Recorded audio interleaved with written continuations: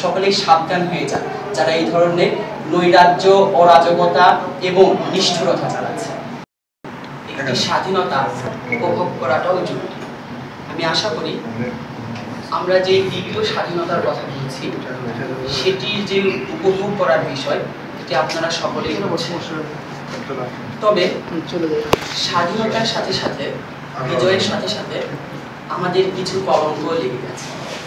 সেটি হচ্ছে আমাদের দেশ একটি ধর্মনিরপেক্ষ দেশ।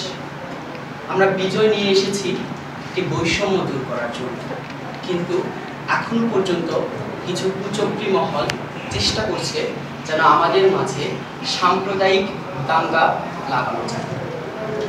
বৈষম্য বিরোধী ছাত্র আন্দোলন নওগাঁ যারা বৈষম্যের বিরুদ্ধে সবসময় সোচ্চার ছিল, এখনো সোচ্চার আছে।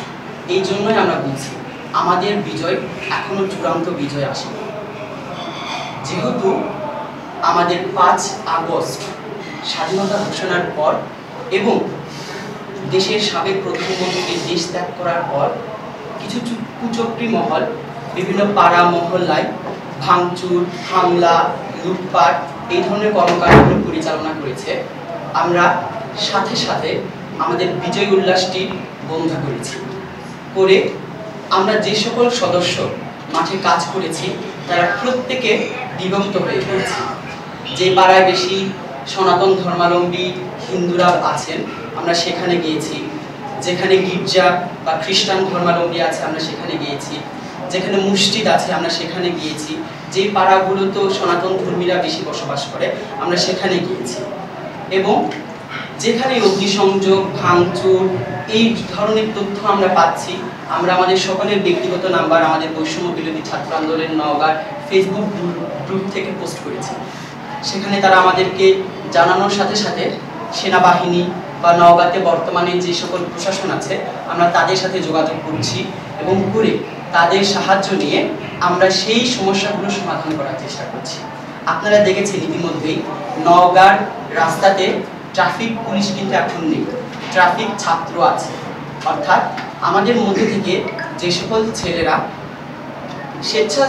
স্বেচ্ছাসেবী হতে চেয়েছেন তারা নিজ উদ্যোগে, অনেককে বলতেও হয়নি, তারা নিজেরাই নিজেদের বাড়ির সামনের রাস্তাগুলো বা বিভিন্ন মোড়ে মোড়ে দাঁড়িয়ে কীভাবে যানজটগুলো নিরসন করা যায়, কিভাবে মসজিদ, মন্দির, গির্জাগুলো রক্ষা করা যায়, কোথায় অগ্নিসংযোগ হচ্ছে, কার বাসায় হামলা হচ্ছে, এই প্রত্যেকটা তথ্য আমাদেরকে এবং সেনাবাহিনীর সকলের সাথে তারা সব সময় দিয়ে যাচ্ছে এবং একটি সুস্থ এবং সুন্দর একটা পরিবেশ ক্রিয়েট করার জন্য নওগাঁতে তারা সবসময় ভূমিকা রেখে যাচ্ছে। এজন্য আমি আপনাদের মাধ্যমে সকলের কাছে অনুরোধ জানাবো, দেশবাসী এবং নওগাঁবাসী যেখানে এই ধরনের কর্মসূচিগুলো পরিচালনা করা হচ্ছে আপনারা সকলে সোচ্চার হয়ে, আমরা যেমন একজোট হয়ে এই বৈষম্য বিরোধী ছাত্র আন্দোলনের জয় করতে পেরেছি, ঠিক তেমনিভাবে একজোট হয়ে এই সকল কুচক্রী মহলের কালো হাত ধরে নিতে পারব। আমি বিশ্বাস রাখি আমরা একত্রিতভাবে বাঙালি জাতি সবসময় লড়াই করেছি। 52, 66, 69, 71, 2024 একা একা হয়নি, একজন কিছু করেনি। আমরা সকলে মিলে যখন প্রতিরোধ তৈরি করতে পেরেছি ঠিক সেই মুহূর্তে আমরা এই কাজটি বাস্তবায়ন করেছি। সেই জন্য সকলের কাছে অনুরোধ থাকবে, যে পাড়ার যদি কারো উপরে হামলা হয় কোনো বাসায়, আপনার পাশের বাসার মন্দিরে যদি হামলা হয়, আপনার পাশের বাসার গির্জায় যদি হামলা হয়, আপনার বাড়ির সামনে যদি ট্রাফিক থাকে, আপনি নিজেই প্রশাসন হয়ে যান। আপনারা সকলে একত্রিতভাবে এই জিনিসগুলোর মোকাবেলা করেন, তাহলেই দেখবেন যে আমাদের এই যে সুষ্ঠু সমাজের জন্য আমরা লড়াই করছি এই জিনিসটা প্রতিষ্ঠিত হবে।